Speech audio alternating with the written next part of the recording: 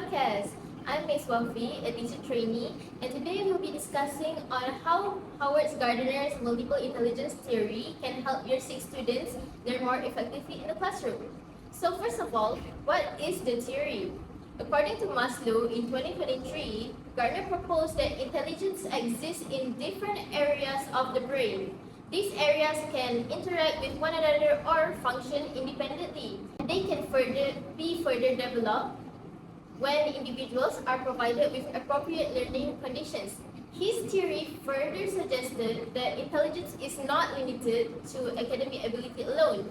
Instead, students have different strengths in different areas, meaning they may learn best through music, language, movement, social interaction, or even nature. As future educators that we are, this theory is important because it reminds us that students are diverse learners. Not every student learns well through textbooks or lectures, even some of us get bored by it. So some students need hand-on activities while others prefer discussions or visual materials. Today, I'm joined by two fellow teacher trainees, teacher Nafis and teacher Aina. Each of us will be explaining 3 types of intelligences and discuss how they can be applied in a year 6 classroom, why they are important, and what benefits students gain from them. So let's begin with teacher Nafis and spatial intelligence. Okay, so thank you, Teacher Wafi. Based on my understanding, spatial intelligence refers to the ability to visualize, to imagine, and to manipulate image or spaces in the mind.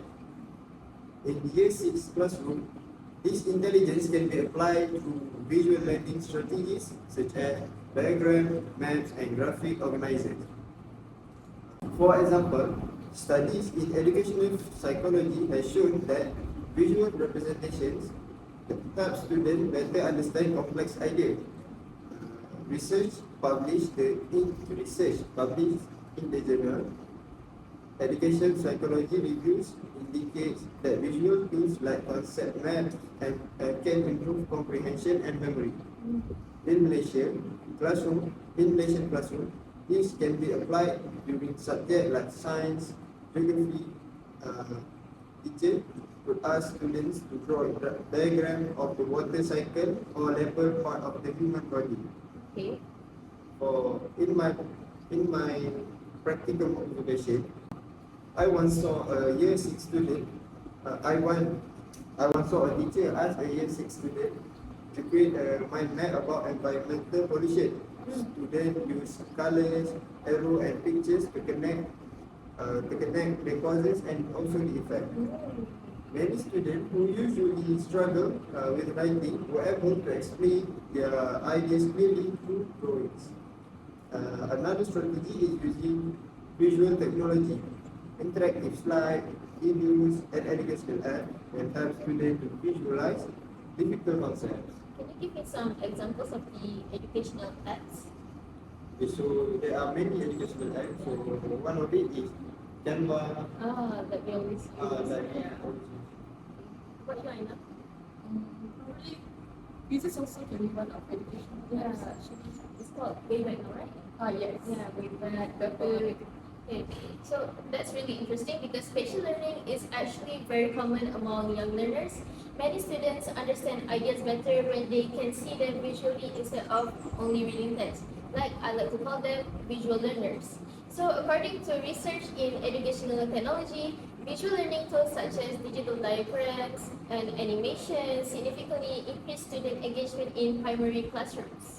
I agree with teacher Nafis. Spatial intelligence is also helpful for students who are not very strong in traditional academic tasks like basic writing. Yeah. So when teachers allow visual expressions such as drawing or mapping ideas, students can still demonstrate their understanding even if their language are weaker. Yes. So now let's move on to musical intelligence, which refers to the ability to recognize rhythm, melody, and sound patterns. In the year 6 classroom, musical intelligence can be used to support memorization and language learning. So research in language education has shown that songs and rhythm can help improve vocabulary retention.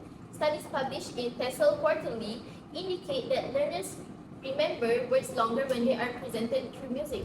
For example, teachers can teach English grammar through songs or rhythmic chants, which is also in the Year 6 DSAP at the Language Arts section, where the content center is to enjoy and appreciate rhythms, poems, and songs. The focus of doing this is to let the students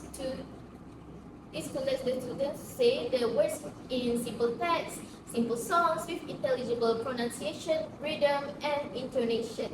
Recently, I have applied this in my classroom for practicum. I asked my students what song are they currently listening to. So a majority of them said Golden from the movie K-pop Demon Hunters. When I played the song, all of them sang together with absolute pronunciation. They were perfect with it. They also understood words like throne and problem child, which was surprising to me because I've never taught them that. Oh, that reminds me of how Malaysian students already learn through music informally. Yes. For example, many children memorize information from educational YouTube songs. So incorporating music into lesson actually aligning with how students naturally learn. Yes, and musical activities can also make the classroom atmosphere more relaxed and less stressful. So students tend to participate more when the activity feels fun. And thank you, Wafi, for the musical. And next, I'll begin with intrapersonal intelligence, which is the ability to understand one's own feelings, motivation, and goals. So in year 6, this intelligence is especially important because students are beginning to develop self-awareness and independence in learning. So teacher can support interpersonal intelligence through reflection activities such as learning journal or self-assessment tasks. So research in educational psychology also show that reflective practice also helps students become more responsible for their own learning. So during my practicum days, I saw students write short reflection journal after they are completing a group project. So they reflect on what they have learned and what they should improve next time. So another method is setting personal learning goals, which also encourages students to monitor their progress. Yeah, that's actually very important for year 6 students, right? Yes. Yeah, because they're preparing for secondary school, which is terrifying. Furthermore, developing self-reflection skills can help them become more independent learners. It can help them know when they're doing something wrong, like hurting their friends' feelings or disrespecting their teacher in class. It's just a part of them growing and maturing. Exactly. When students understand their own strength and weakness, they can choose learning strategies that work best for them. Okay, next I will be explaining about logical mathematical intelligence, which involve reasoning, problem solving, and also recognizing patterns. In year 6 classroom, teacher can apply this intelligence by designing activities that encourage critical thinking and analysis. Research in STEM education emphasizes the importance of problem-based learning, where students need to solve the real-world problem instead of just simply memorizing formulas. Based on my experience, I once saw students work in a group to calculate the budget for school canteen menu. Oh, They had uh, they had to compare prices, calculate costs, and make decisions. This activity helped them to apply mathematical reasoning to real life situations. have you ever done that with your friends before in primary school where you just don't have that much money and you guys just, Like collect all of you together? So, teamwork, I guess. So I think that's when they realized that mathematics started to become relevant in real life because it all started from primary school and up until now, we're still calculating things like our bills, right? Yeah. especially bills. And yes, and logical thinking, I think it's also important in subject like science experiments, which where students must observe pattern and make conclusion. They also learn to make like conclusion right when we do the experiment. So we do experiments and then we have to like do the phase 1, phase 2. Oh yes, the one you have to like do observation where the differences between these phases, these phases and these phases. Okay. So now let's talk about the linguistic intelligence, which refers to the ability to use language effectively through speaking, reading, and writing, which is all in our DSPP for year 1 up until year 6. So students who are strong in this intelligence tend to enjoy activities such as storytelling, reading books, writing essays, playing board games, or expressing their ideas through discussion. So, in the relation year 6 classroom, linguistic intelligence is particularly important in subjects like English and Bahasa Melayu, from primary school up until secondary school till university, because we'll be applying this throughout our whole life in Malaysia. At this stage, pupils are also preparing for upper primary assessment, so strengthening their language abilities help them understand instructions and interpret texts. You know, in my classroom, I asked year 6 students to work in small groups and to create a short story based on moral value. Can you give me an example of moral value? Lovely. Yeah, Kindness. kindness, Caring. hard work, yeah, teamwork. Okay, so each group could then present their story to the front of the class. And through this activity, the students practice writing, organizing their ideas, and speaking in front of others. Another example that I love to do in my classroom is a mini debate, where the students discuss simple topics like should homework be reduced or are mobile phones useful for learning? This encourages them to think critically while practicing persuasive language. It's actually really fun to watch them have these debates because all of them become petty and are like, I'm better than you, I'm better than you. Yes, debates are great because they encourage students to actually think critically and using a language. Not just solely on memorization, but they need to think of it continuously. Yeah, and this debate also, as you say, when they are being petty, they also build their confidence in speaking, Yeah. which many primary students struggle with nowadays. Sometimes they just rage bait their friends for fun, you know. Yes. So next is bodily kinesthetic intelligence, which involve learning through physical movement and hands-on activities. So students with strong bodily kinesthetic intelligence understand that ideas more easily when they come where they can move their bodies, act things out, build objects, or physically interact with learning material. Yeah. So instead of only listening to explanation, these learners benefit from doing tasks that allows them to use their coordination, gestures, and physical action to understand concept. So in the primary school context, especially in year 6 classroom, so this intelligence is very relevant because many children at this age, especially have very high energy that that they cannot they Cannot think sit still, still, yes, and listening for a long period. So what you can do as a teacher is you can do activities such as role playing, simulation, experiment, which allows pupils to actively participate. So for example, I will start a science lesson where students act out the movement of planets in the solar system. Oh. So each student represent a different planet, which while one student stood in the middle as the sun. So the student they move around the sun in different paths to represent their orbits. So the teacher also explained to them the differences in distance between each planet and the sun while the students are moving. So this activity where pupils are not only listening to the explanation, but they also physically demonstrating. So as the result, students able to visualize the solar system more clearly, and many of them are remembering the order of the planet more easily. Talking about bodily aesthetic intelligence, right? Basically talking about our student athletes, right? Yeah, yes. Yeah, so Nafis, were you a student athlete back in school? Were you a student athlete? No, I'm not really a student athlete, Yeah. but actually I think I'm kind of active in sport, but I'm not that good in sport. Oh, so what sport do you like? I think I love hockey. Hockey. Oh, you have a role model? I think yes, I have a role model. My teacher is my role model. Oh, so your teacher is actually the one who, introduced you to. Yeah. So that's the importance of us as teachers. What about you, Aina?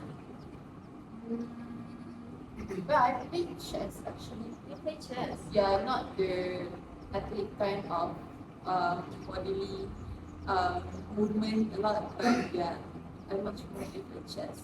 But more like need more energy activity, probably badminton.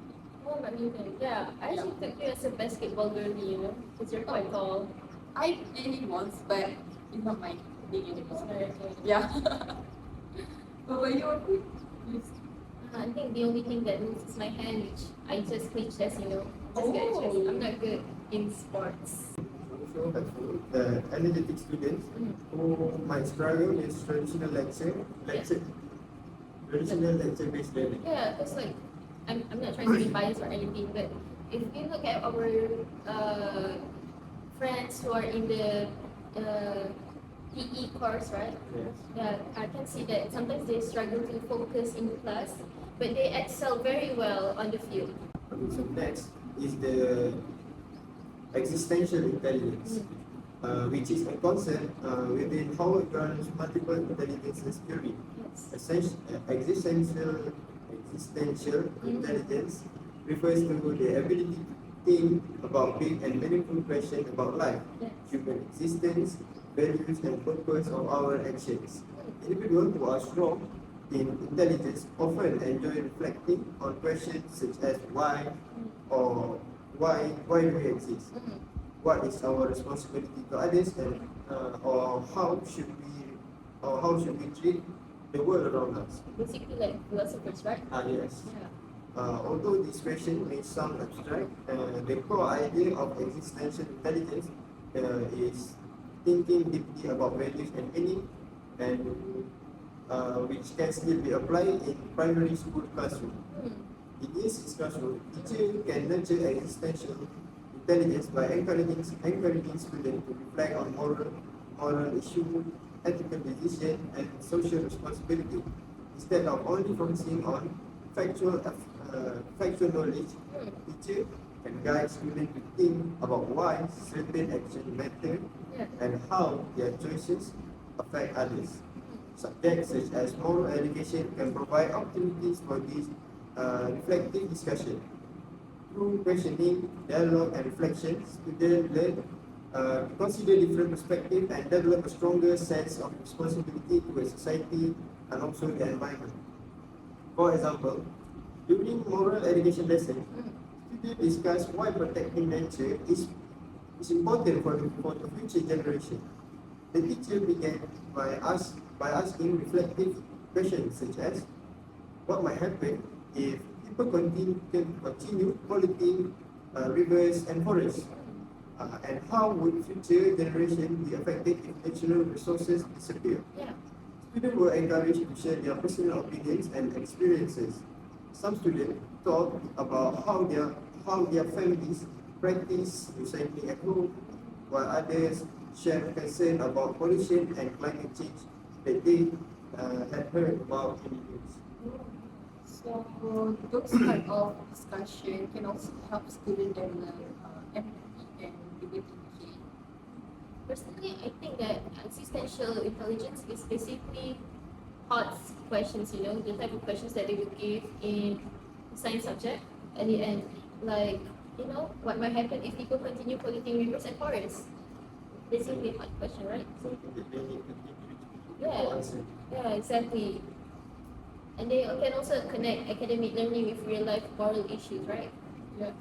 So next one is the interpersonal intelligence, which refers to the ability to understand and interact effectively with other people.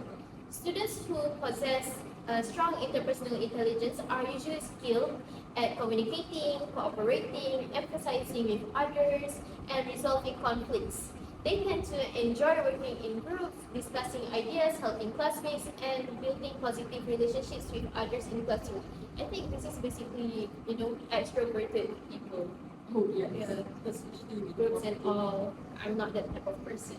So this intelligence is particularly important in collaborative learning environments where students are expected to work together to complete tasks, share responsibilities, and learn from each other. In a year 6 classroom, many activities involve teamwork, right?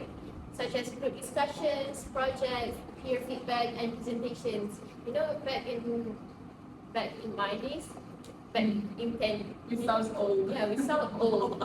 So, we used to have these groups in tables, right? Yeah. The table for the Yeah, table of tables for, six. so you're always assigned the same person. Yeah. So, personally, I think I like working with the same people starting from there because my teacher never really rotated us. What do you guys think? I think what you said about teammates, Yeah. I think it will be better because it can boost the students' confidence among themselves. Exactly. So it will make their work easier and also helps them to become more courage. What do you think, Aina?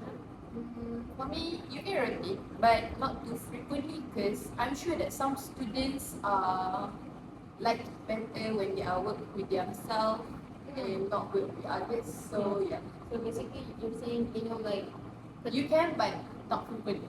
categorize the student with, extroverted, ambivert, and introverted. Yes. Alright. So, at the end of the day, these students are well developed interpersonal intelligence, can listen to others' perspective, negotiate ideas, and contribute constructively to group tasks. So basically, they can become leaders. Okay, for example, in a group project about recycling and environmental awareness, students can work together to design posters that encourage people to practice recycling. So each student was assigned a specific role within a group, such as researcher, designer, writer, or even presenter. This activity helps students in several ways. First, it encouraged collaboration as students had to communicate with one another to combine their ideas and ensure the poster convey a clear message. Second, it allows students to learn from each other. So since those who understand the topic could better explain it to their group members. And third, it helps students develop confidence in expressing their opinions and presenting their work, especially when they share their posters with the class. Yes, we would definitely help students practice teamwork. Yes, especially within our 21st century, these skills are important, like communication and collaboration is Really another crucial. Yeah. So, and then finally, we have the naturalist intelligence, which in Howard Gardner's multiple intelligence theory refers to the ability to recognize patterns in nature and understand the environment. So, students with strong naturalist intelligence are often curious about plants, animal, weather, and natural surroundings. And they tend to enjoy observing living things, identifying different species, and exploring how nature works. So this intelligence encourages students to develop awareness and appreciation for environment around them. So in year 6 classroom, so naturalist intelligence can develop throughout outdoor learning and environmental education. So as you know, instead of only learning through textbooks, so teacher can bring their student outside to explore more, or you just can bring your class outside and just sit somewhere like somewhere outside, just let them observe the nature out, so they won't tend to be bored actually. So this type of activity also helps them to connect theoretical knowledge with real life experience. So for instance, in one classroom activity, so students were asked to collect and identifying different leaf that you can find around the school. So each group gathers several leaves and then categorize them based on their shape, size, and texture. So after that, students are discussing why certain plants grow better in specific environment. So this activity helps them develop observation skills, curiosity, and deeper understanding of nature, which also encouraging teamwork. Okay. Outdoor activities like that can also make learning more exciting. That's actually how I discovered how I like animals. I like cats, I like dogs, I like snakes the most because they're very interesting and They look slippery, but it's kind of like nice to hold on to them. I think this one of it, they really encourage students to appreciate the environment and the nature around them more. Because as for me personally, I also prefer learning outdoors because it makes me calm Yeah. and I think going out make learn less boring. Yeah, so you mustn't feel like being in a room with these fluorescent lights maybe make you feel like confined, yeah, like in a jail or something like that. Yeah. So before we conclude, I would like to ask the both of you, out of the 9 intelligences, which suits you the most? I think based on my personal opinion, Mm? I think what best suits me the most is the naturalist intelligence. Yeah. Because I just really love the going out, going. Yeah, just nature. What about you, Aina? Well, for me, I want to intrapersonal intelligence, where one understood one's own feeling, motivation, and I'm that kind of people that love to develop my own self-awareness and my own independence while learning. So yeah, I think the intrapersonal somewhere like mine because I'm more to introvert people. So yes, I think this one is more to Okay, you define yourself as a listener. yes, Yeah. yes, yeah. You must have been very good at listening to your friends' problem. Not really, not really. Wait, But they tend to tell their stories. like Nafis, I think I'm a naturalist too. I really love nature. Other than being a veterinarian, I would have loved being a marine biologist. But like I said, you'll see how it goes.